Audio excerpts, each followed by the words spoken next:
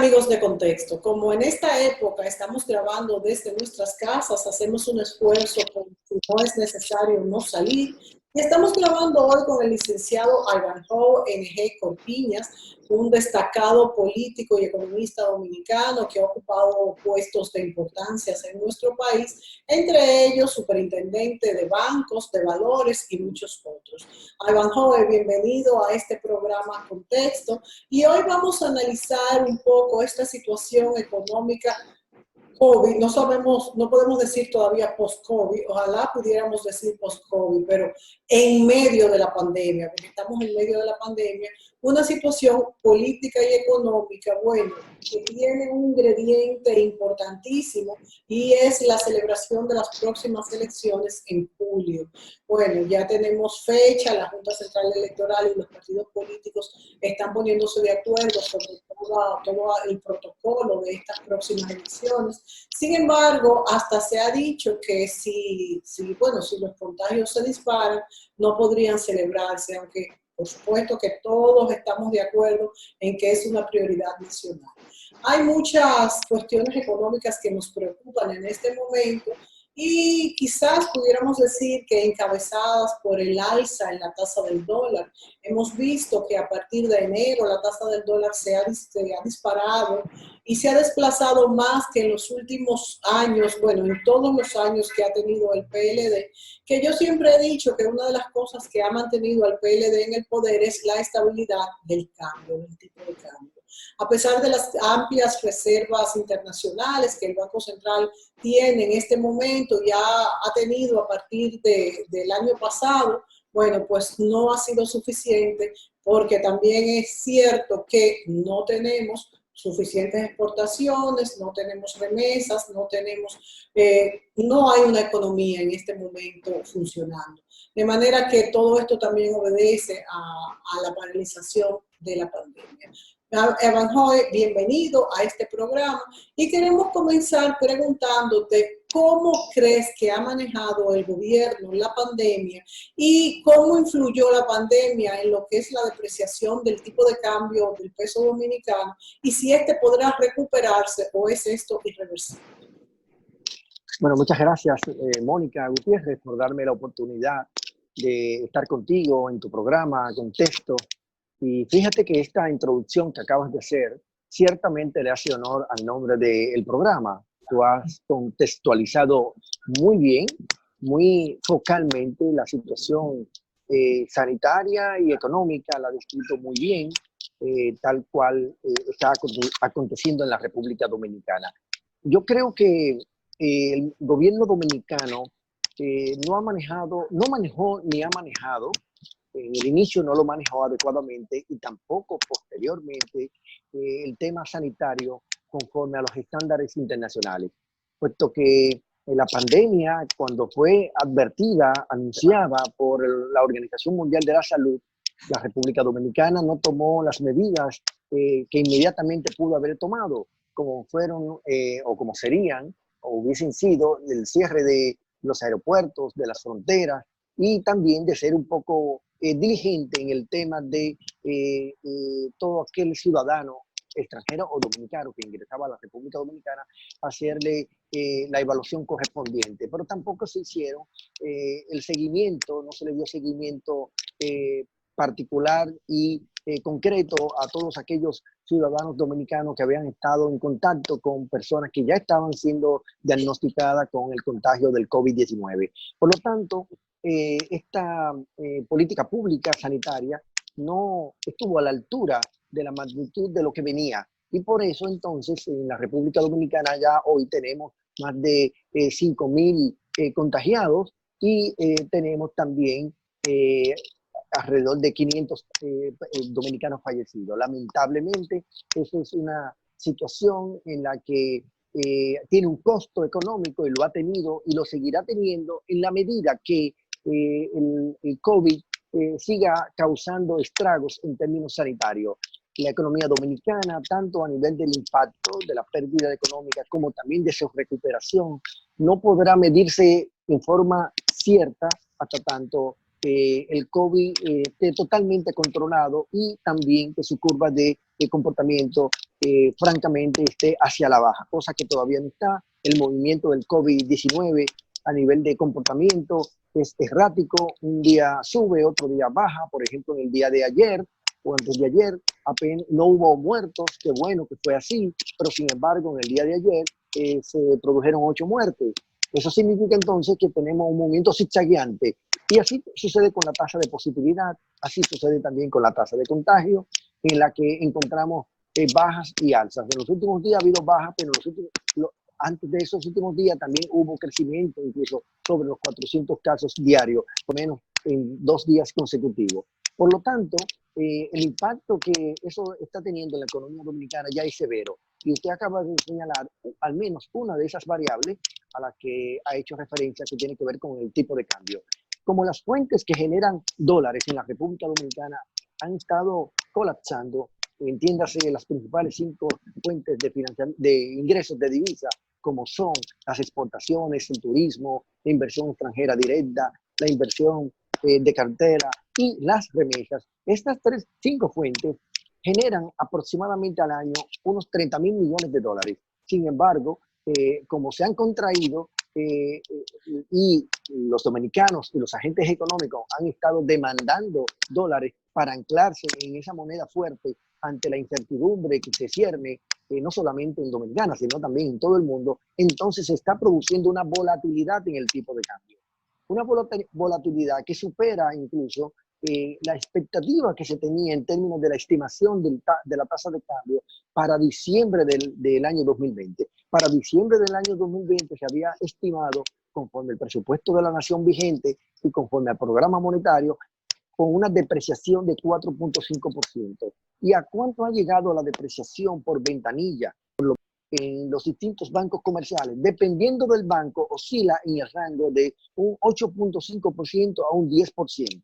Hoy día, la tasa de cambio se ha situado casi ya rondando el 59 por 1. Por lo tanto, ha sobrepasado en forma importante, en forma significativa, la tasa estimada. Y pienso que mientras se mantengan las causales, como la epidemia en la República Dominicana y la contracción de las fuentes que generan divisas al país, pues obviamente vamos a tener una situación de inestabilidad en el mercado cambiario. Yo estimo que todavía le quedará un tiempo en este tema de déficit en la generación de divisas y por lo tanto la tasa de cambio continuará aumentando y yo estimo que llegará incluso a el 65 pesos por un dólar en las próximas semanas o como tarde para agosto del año vigente.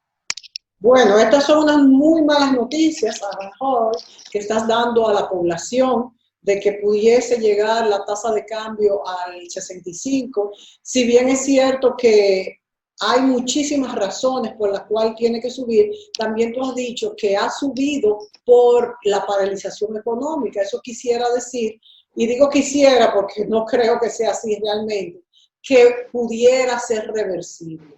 Por un lado eso, si pudiera ser reversible. En el segundo lugar, Avanjo, es bueno señalar que si bien es cierto que en la República Dominicana no se tomaron medidas como cerrar los aeropuertos más temprano o dejar en cuarentena a dominicanos que llegaban del exterior, también hay que señalar que la OMC, la Organización Mundial de la Salud, no dijo esto. La Organización Mundial de la Salud en realidad también minimizó la pandemia y eso hizo que muchos gobiernos, incluyendo el nuestro, tomaran menos medidas que las que se debieron tomar en su momento. De hecho, al ser un virus nuevo no se sabía nada y no sé si en China realmente sabían, porque todavía cuando salió de allá y ellos dijeron que ya estaba libre de COVID, Wuhan, ellos dijeron que todavía no se le podía dar antiinflamatorio a los pacientes, que es uno de los tratamientos más utilizados en la cura del COVID en este momento.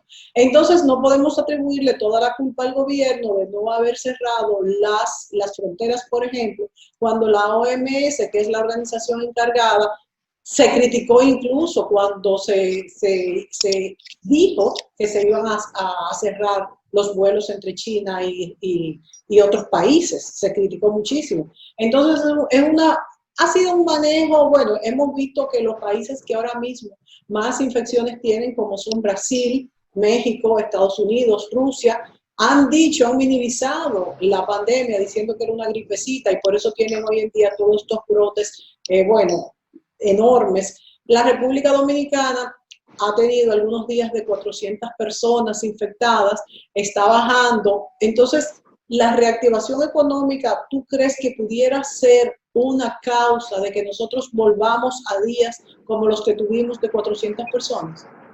Mira, Mónica, desde la perspectiva reactiva, pues obviamente tú tendrías razón, pero desde la perspectiva proactiva no, porque resulta y viene a ser que cuando la Organización Mundial de la Salud eh, anuncia que el COVID-19 se convirtió en una pandemia, ya no había que ser más optimista en torno a si podía contagiar o penetrar a la República Dominicana.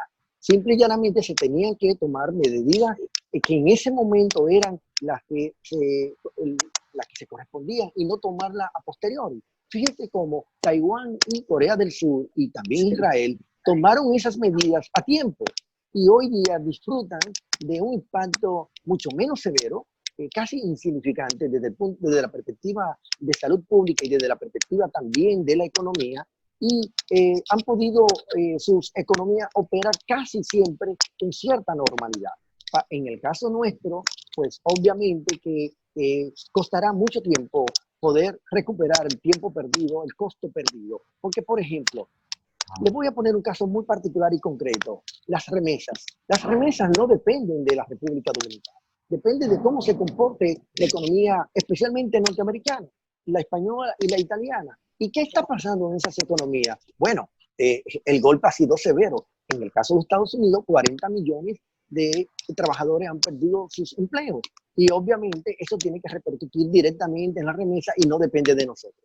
Luego, el sector turismo también es una variable que no depende de nosotros. Supongamos que aquí podamos controlar la situación y ojalá la podamos controlar lo más pronto posible, el tema de la pandemia en la República Dominicana. Pero el turismo nuestro es un turismo receptivo, ¿no? Y por lo tanto dependemos del turismo emisor. ¿Y de dónde vienen los turistas? De Europa, de los Estados Unidos, del Canadá, y obviamente esos países no estarán pensando en venir a disfrutar sus vacaciones porque no creo que la puedan tener y aún dispongan de vacaciones, tal vez van a quedar afectados económicamente y no se van a sentir seguros tampoco para montarse en un barco o para montarse en un avión. Esa es otra cosa también, la parte de la industria aeronáutica, los protocolos que se van a establecer y que ya se han anunciado, va a implicar una reducción significativa del flujo de pasajeros a escala mundial. Por lo tanto, la recuperación económica tardará mucho en la República Dominicana. Y con el agravante de que el conflicto entre China y los Estados Unidos, que ya desborda el tema del COVID-19, es una amenaza adicional que se está potenciando en los últimos días y que aportaría para contribuir negativamente en la perturbación que ya hay hoy día en el comercio mundial con todo el tema del confinamiento internacional, y eso también tendrá una repercusión en la República Dominicana. A la República Dominicana le costará y le tardará recuperarse, y el turismo será el último sector en recuperarse. Yo estimo que eso pasará, esta recuperación del sector turismo, a partir del próximo año, y en términos de la inversión extranjera directa, dependerá de cómo se comporte el contexto internacional, que tampoco depende de nosotros. Como puede apreciar entonces, Mónica, son cosas que no dependen de las políticas públicas dominicanas. De ahí que la importancia de que aquí se debieron de tomar medidas a tiempo en términos sanitarios. A mí siempre me ha preocupado que nuestros renglones más altos de entrada de divisas no podemos controlarlos, como el turismo y las remesas, porque no depende de la República Dominicana. Claro, con el turismo ofrecer un buen servicio es una parte muy importante, pero una crisis en otros países nos afecta totalmente. Aún esos países tuvieran, esas personas que vienen pues a estar aquí, a disfrutar de nuestra isla, tuvieran el dinero para hacerla, que quizás no es el caso, porque todos los países han sufrido una gran recesión, van a hacerlo con el con este riesgo de poderse infectar. Bueno, lo mismo las remesas. El dominicano que trabaja allá, que generalmente es un inmigrante, que dentro de la cadena es el que más sufre, va a mandar la misma cantidad de remesa. Van a las personas a comprar cosas en general con esta contracción económica. De hecho, ahora, por ejemplo, para el Día de las Madres, que se dice que se van a abrir todas las tiendas, y yo creo que hay que hacerlo porque la economía está sufriendo mucho, pero las personas tienen miedo de gastar porque incluso no sabe hasta cuándo estaremos con esta pandemia. Nos vamos a ir a la pausa, Evanjoy, pero yo quisiera que tú nos explicaras un poco, dado este panorama de alza de tasa de cambio, cómo sufrimos los dominicanos con una alza en la prima. Yo soy de las que siempre he dicho que es el impuesto más caro a la vida en la República Dominicana, en cualquier país del mundo, porque nuestro salario vale menos que, por ejemplo, un salario de un trabajador de los Estados Unidos o cualquier país que tenga un mayor valor. Entonces, ¿cómo manejarse el que es empleado? ¿Cómo manejarse el que quizás ahorró $1.000.000 para una eventualidad y ahora lo ve devaluado? ¿Qué hacer? Nos vamos a la pausa y volvemos.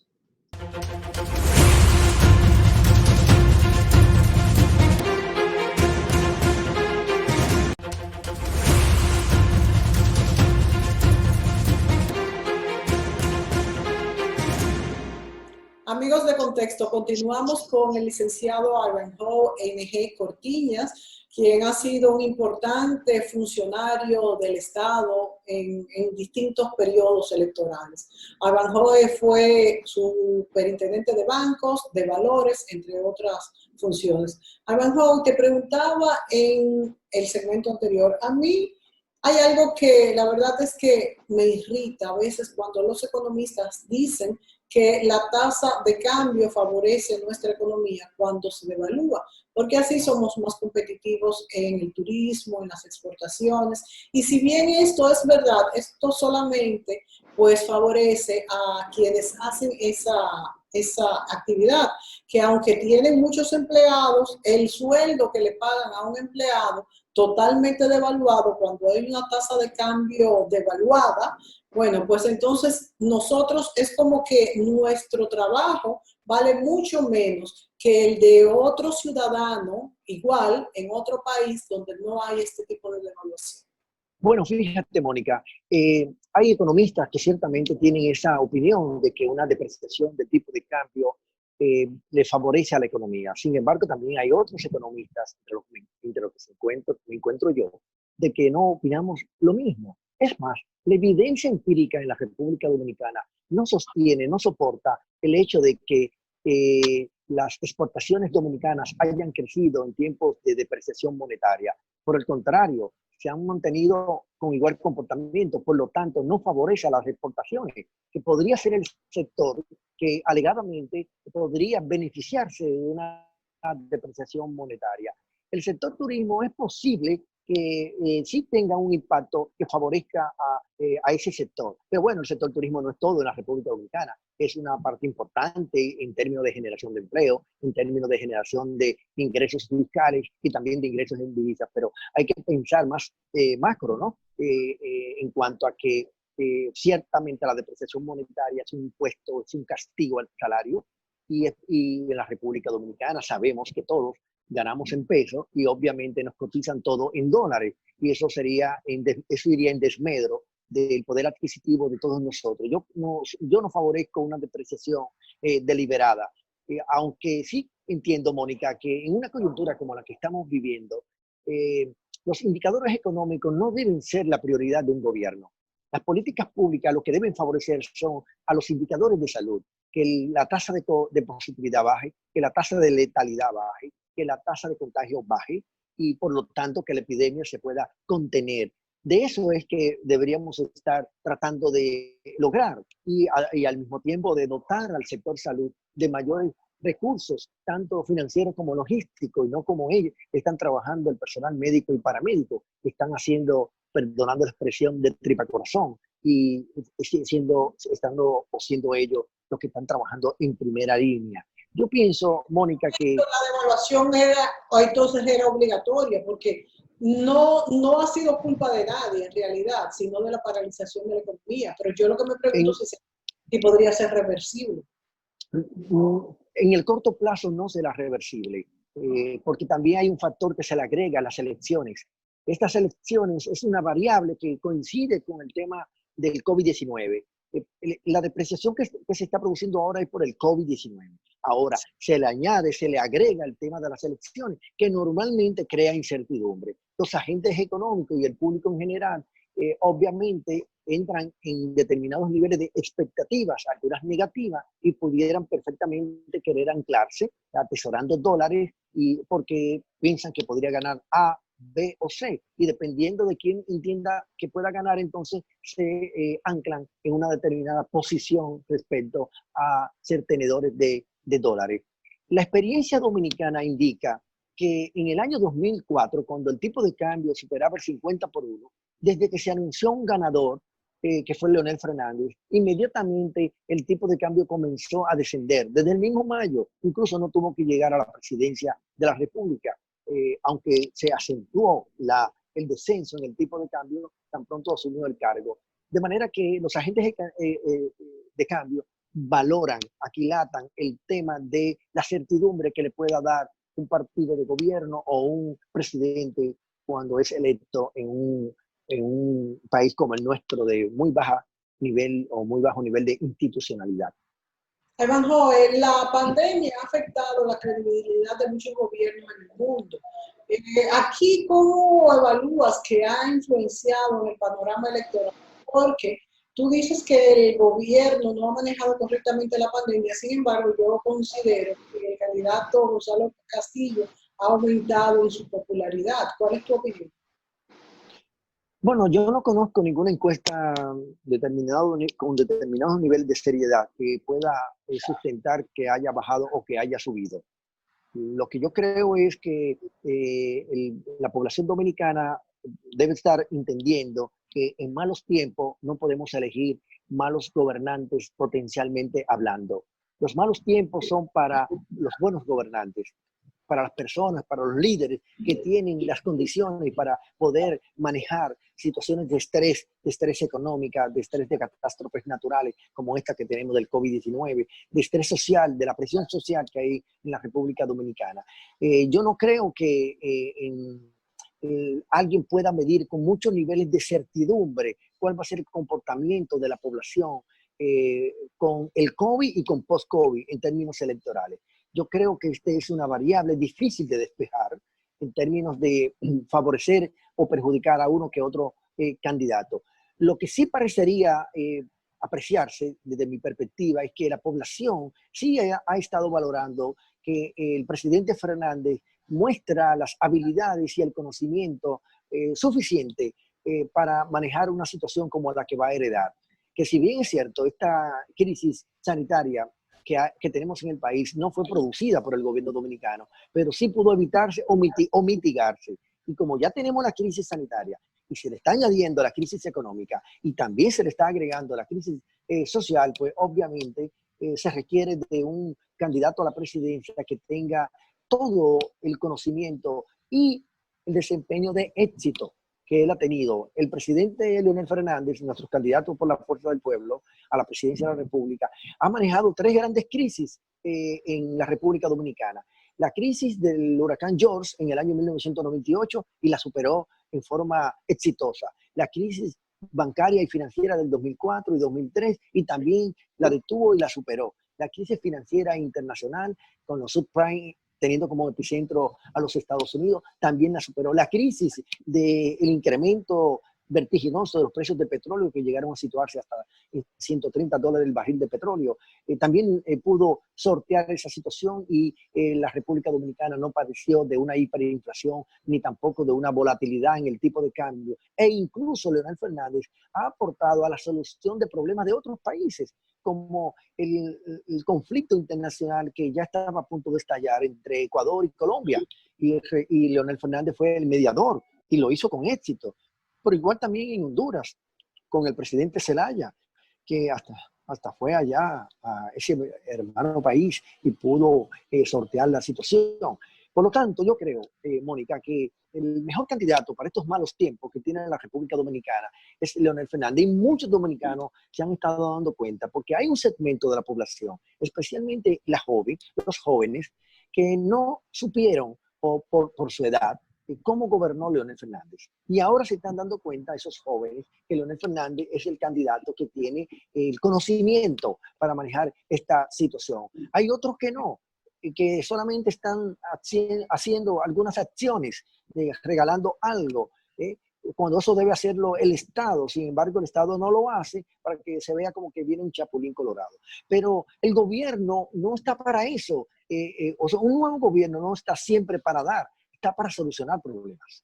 Avanjo, muchos, vamos a decir, intelectuales se han quejado en el país de que los tres candidatos a la presidencia, tanto el expresidente Leonel Fernández, Luis Abinader como Gonzalo Castillo, se han dedicado durante la pandemia a eso que tú has dicho, a regalar cosas, a repartir cosas para tener mayor exposición y así mayor votos. Y que el único que ha expuesto un plan de gobierno, creo que dijeron que era Luis Abinader.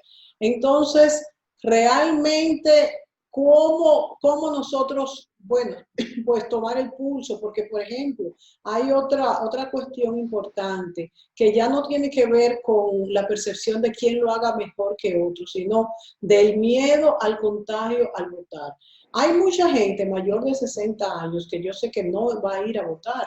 ¿A quién entonces favorece ese público que se va a quedar en su casa, que iba a votar? A lo mejor pudiéramos decir que son de los tres candidatos y lo que es igual no es ventaja, pero no estamos seguros. ¿Qué crees tú entonces a quién favorecerá esta abstención?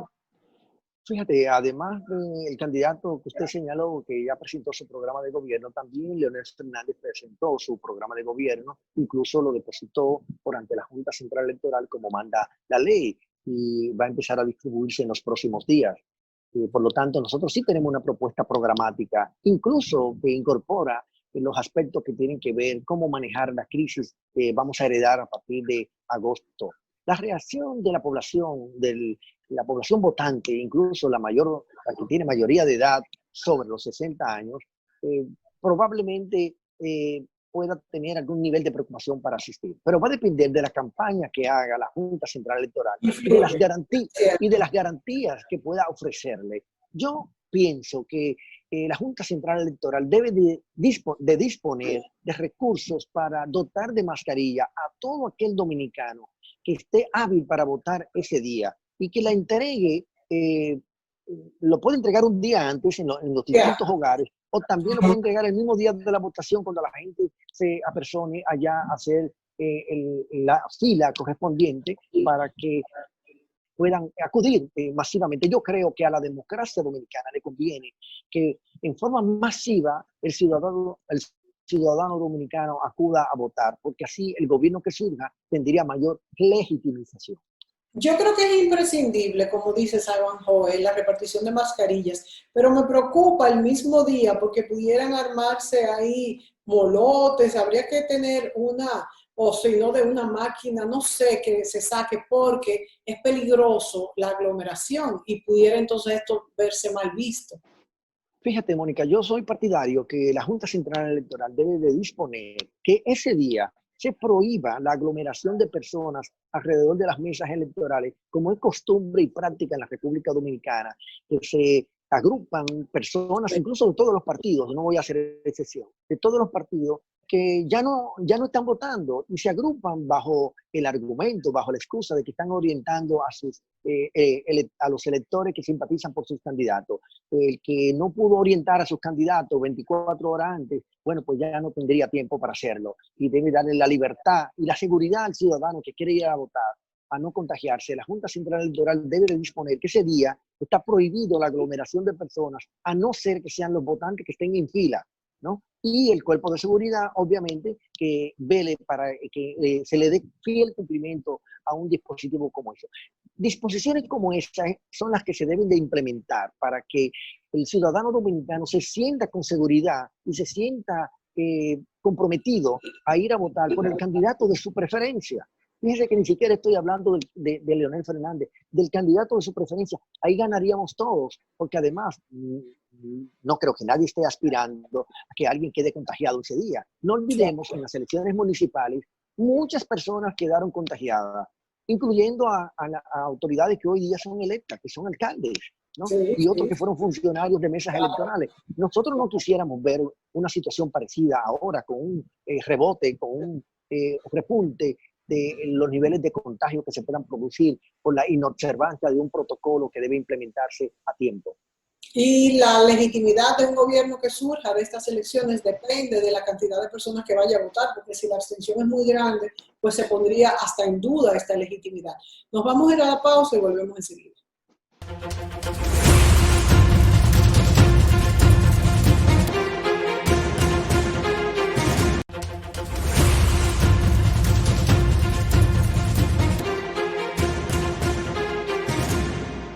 Con Ivanhoe NG Cortiñas y le pregunto a Ivanhoe, la Asociación de Jóvenes Empresarios Ángel ya ha hecho una tradición, los debates presidenciales, de hecho, en esta ocasión también se hicieron de los alcaldes, que me gustó mucho porque la verdad es que hay alcaldes que ni conocíamos y a través de ese debate pudimos verlos, cómo se expresan y demás. No sé si hay una fecha, si hay ya un plan. ¿Ustedes saben si los candidatos van a asistir a este debate, si el COVID ha trastocado esto? ¿Qué hay de este posible debate presidencial? Ciertamente en la República Dominicana ya ha comenzado a crearse la cultura del debate. Y como usted señala, recientemente se produjo un debate entre los principales candidatos a la alcaldía por las principales ciudades del país, Santiago y Distrito Nacional. Incluso ahora creo que ya varios candidatos a senadores, especialmente del Distrito Nacional, han aceptado un debate para que se produzca en los próximos días.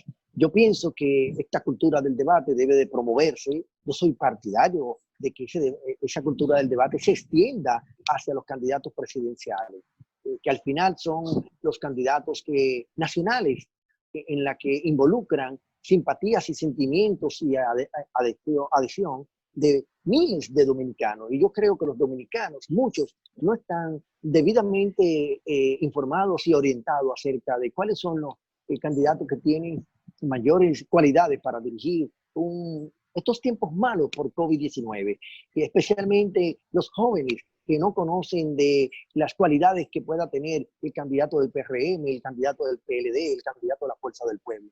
Y yo pienso que perfectamente estos tres candidato a la presidencia, el señor Luis Abinader, el señor Gonzalo Castillo y el doctor Leonel Fernández Reina, perfectamente pudieran ir a un debate y que el país pueda apreciar sus respuestas, sus manejo en torno a las preguntas que le puedan formular en forma profesional y respetuosa. Y de esa manera entonces se aporta un grano de arena hacia el fortalecimiento de la democracia y del voto consciente, no del voto clientelar que nosotros debemos de combatir en la República Dominicana, porque seguir manejando las decisiones en base a el clientelismo político, en base al manejo de los recursos del Estado, en base al manejo de la pobreza, yo creo que es denigrante eso. Y nosotros como dirigentes de la Fuerza del Pueblo nos oponemos a eso y apreciamos que la iniciativa de la Asociación de Jóvenes Empresarios es positiva y creo que deben asumirla incluso otras organizaciones empresariales como el CONET, por ejemplo, y organizaciones de la sociedad civil que tienen incidencia en la vida institucional de la República Dominicana. Y de esa manera yo creo que se le daría un tremendo aporte al país y a esta decisión de elegir al presidente de la República el próximo 5 de julio haciendo un debate presidencial. Avanjoe, hay algunas personalidades dominicanas que han planteado la idea de un candidato único frente al gobierno en estas próximas elecciones, pero no veo que esto ha encontrado mucho eco. De hecho, creo que la única vez que se hizo esto fue en el legendario aquel acuerdo de Santiago, que se hizo contra el presidente Balaguer y al final este acuerdo creo que se ausentó para a ver si las elecciones no iban y ahí fue que fue la Jaragudo, ¿verdad? Y legitimizó las elecciones. No hay ninguna posibilidad ahora mismo de una candidatura única a ese nivel de que, y para simplificar todo este proceso? Fíjate que creo que no, Mónica, por una sencilla razón. El pastel electoral está dividido en tres, básicamente. Si tú me dijeras que aquí existiera una atomización muy grande de las simpatías por los candidatos a la presidencia, o bien que existiera una crisis de, de todos los órdenes, ¿no? Tenemos una crisis, pero no una crisis sanitaria, que empieza a ser crisis económica, pero no tenemos una crisis política, por ejemplo. Entonces, este ejercicio democrático en el que está dividido básicamente en tres, según las encuestas, el señor Abinader tiene alrededor de 43%, el doctor Leonel Fernández Reina tiene alrededor de 30-33%, dependiendo de la encuesta, y el señor Gonzalo Castillo tiene alrededor de 24-25%, de manera que el pastel está dividido entre tres. Y hay posibilidades de que eso siga recomponiéndose, porque todavía faltan alrededor de 7 semanas para que se efectúen las elecciones presidenciales, y no creo que ninguno de los tres pueda tener en su mente o en agenda hacer un candidato único para terciar en las elecciones, porque los tres entienden que tienen posibilidades, aunque yo aspiro a que el pueblo dominicano mayoritariamente se incline por el doctor Leonel Fernández Reina, que es experto en manejo de crisis.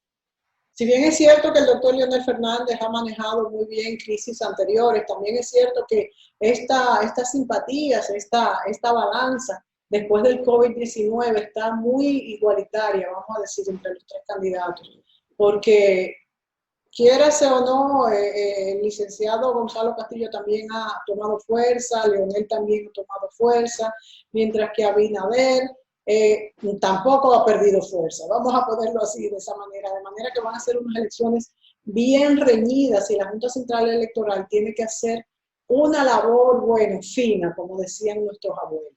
Nuestras abuelas, una labor muy fina para que todo se lleve a cabo con la mayor claridad y transparencia posible, para que no haya ninguna después acusación de fraudes o demás, que en esta ocasión no nos convendría a ninguno, ¿verdad?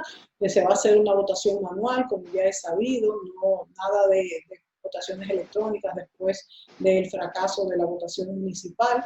Esto es importante, pero vamos a ver si con los debates se aclara mejor este panorama. Yo pienso que eso puede ser algo que sea un antes y un después, para que las personas puedan ver todos estos planes. Ustedes me dicen que han presentado ya también su plan de gobierno y que se va a socializar, eso es muy importante. Me imagino que también el PLD hará lo mismo. Y pues las personas, como decíamos, no votar por el clientelismo, sino por quien tenga un mejor plan de gobierno. Es lo importante en este caso y en esta situación tan delicada que vivimos económicamente hablando. ¿Cómo será entonces, a tu juicio, Evanjoy, la reactivación de la economía que se está logrando muy poco a poco?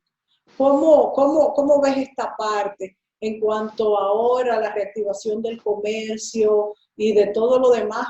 La construcción, por ejemplo, que se va a reactivar, a mí me da miedo que el costo de la reactivación sea muy alto y todo esto sigue encareciendo cada vez más cada renglón.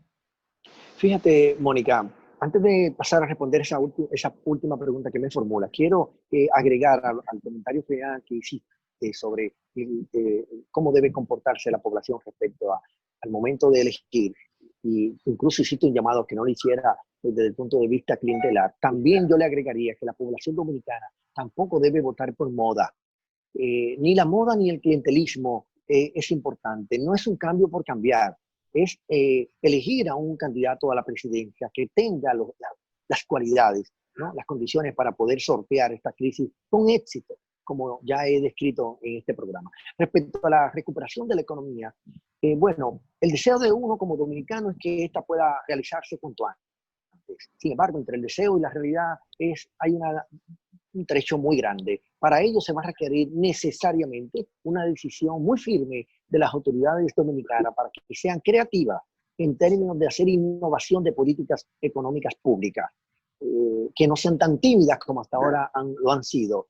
Que el gasto público sea un público verdaderamente expansivo, y que la política monetaria sea verdaderamente también expansiva, de tal manera que el país pueda disponer de suficientes recursos líquidos para poder afrontar. El gobierno para gastar bien, obviamente, ¿no?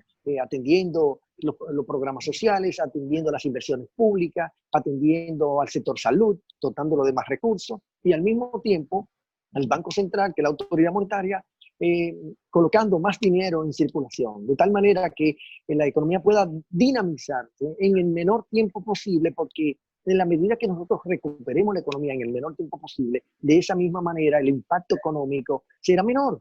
Y eso yo creo que es una aspiración a la que debemos de apostar todos.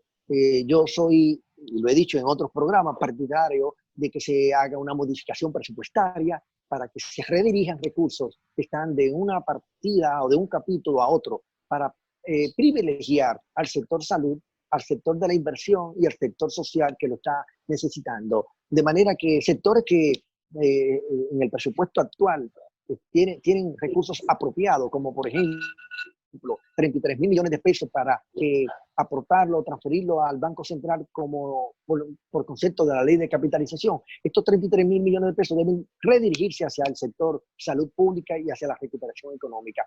O bien el sector educación, que está trabajando en su mínima expresión, que por este año no se le otorgue el 4% del PIB, sino que se le otorgue el 16% del gasto público total, que es el otro parámetro que está establecido en la ley de educación, de tal manera que se liberen recursos de ahí para que pueda la economía poder recuperarse en el menor tiempo posible. Sí, creo que hay que hacer modificaciones presupuestales, como bien dices, porque este ha sido un año totalmente atípico. Abajo se nos acabó el tiempo, nos quedan muchas cosas más que hablar con ustedes, contigo, pero ya será en el próximo programa. Gracias a ti, gracias a ustedes, amigos, por estar ahí en su casa cuidándose, principalmente a los que se cuidan, porque usted cuidándose nos cuida a todos. Al licenciado Abajo NG Cortiñas, gracias y nos veremos pronto, amigos. Hasta la próxima.